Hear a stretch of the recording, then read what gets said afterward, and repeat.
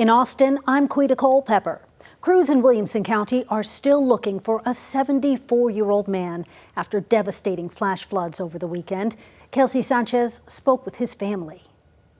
Brandon Dunn says his father's home was a place family and friends loved to visit. Basically all my friends and my little brother's friends grew up here, playing in the creek, camping, shooting rifles, doing all the boy stuff out in the country. And the creek right below this hill was the spot he liked to throw a line to catch some fish. My brother was here with his son, and they were fishing, and that's the last time anyone in our family was down here visiting with him. But this family gathering Wednesday was one none of them expected. Dunn and his family gathered in front of his dad's home, just hoping he's okay. They haven't heard from him since before the flooding, and they fear the worst. He's usually pretty good about staying away from it. Didn't get up to the porch, but just with that, we couldn't get a hold of him. Williamson County Sheriff's Office had dive crews outside the home Wednesday. Officials confirmed the search started Sunday. Found some articles, including a scooter.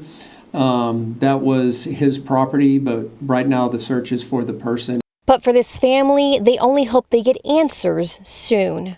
We hope he's safe somewhere, but again, just at the end of the day, if nothing else, we'd like some closure. And that was Kelsey Sanchez reporting. We're learning more about the lives of the victims lost in the floods. One of those victims, a 17-year-old girl from Marble Falls. And friends say she gave her life to save her family. Here's Isabella Basco.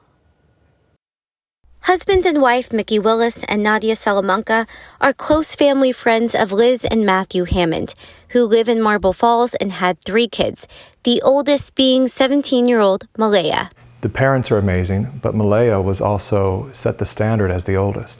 So she was an incredible role model for her siblings. Early Saturday morning, Mickey says the family was on their way to a Christian summer camp. Pitch dark and raining very hard, they couldn't see that Cow Creek Bridge had just been washed out. Their van went over the cliff into the raging water, and it was Malaya who was the one that was able to get a car door open. Mickey says everyone got out of the car and was leading to shore when Malaya got stuck in a current and got pulled away from the family. Search efforts began immediately. For 3 days, they worked with the community and volunteers to find her and even chartered a boat. On Monday morning, they got coordinates leading them to Malaya's body. 4 of them went into the river to make peace with the water and to give thanks that they had found her and that they have closure. When coming back to the dock, Nadia saw a double rainbow in the sky. She loved rainbows. And later they felt that was her saying, I'm with God now and I love you. As the death toll rises in the Texas floods and leaves many families needing answers, Mickey and Nadia believe an example can be taken from the way Malaya lived her life and the way it ended. Humanity is faced with so many crises and dramas and fear and doom and gloom. By coming back together as a people, particularly with our family members, I think that if the Hammond family knew that was happening to some degree in their daughter's name, that would be the greatest gift that they could ask for.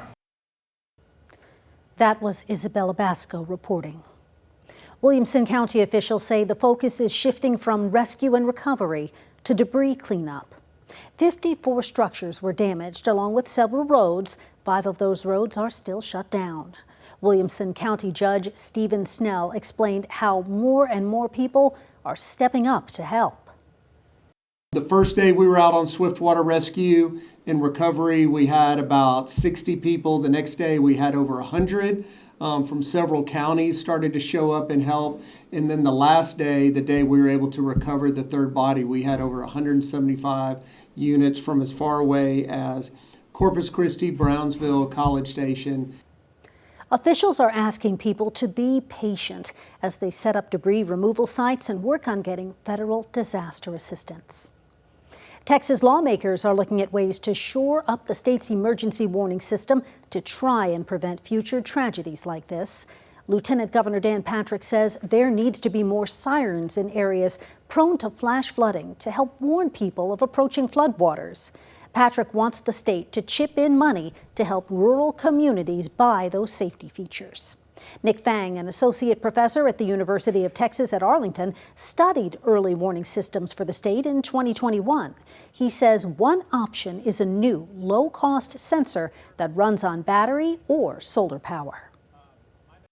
And some system is meant to be disposable. Basically, you're not going to retrieve back. But once the information be really sent out, I mean, that mission's done. So that actually keep those sensor or equipment at a lower cost itself. I mean, so you don't have to really have a regular maintenance to be done on those sensors. State Representative Gina Hinojosa, a Democrat from Austin, says state lawmakers need to be laser focused on investing in life-saving infrastructure in the upcoming special session. Again, it's every parent's worst nightmare what happened to these kids, and we owe it to Texans to come together and make it so that we are never put in this situation again, and families don't ever feel this harm and hurt and pain again. Some state lawmakers want to bring back House Bill 13. It passed the House but died in the Senate during the regular session.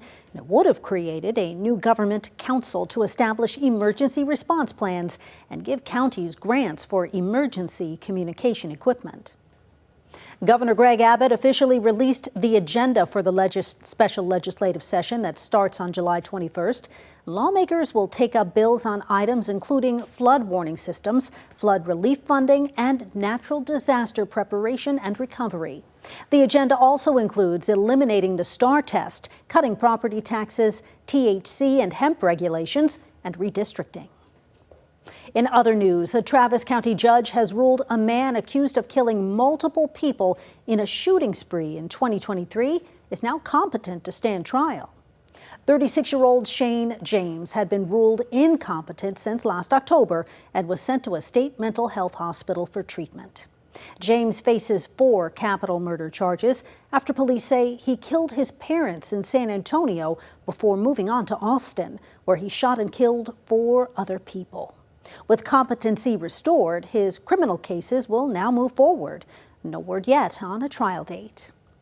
And those are the headlines in Austin. I'm Quita Culpepper.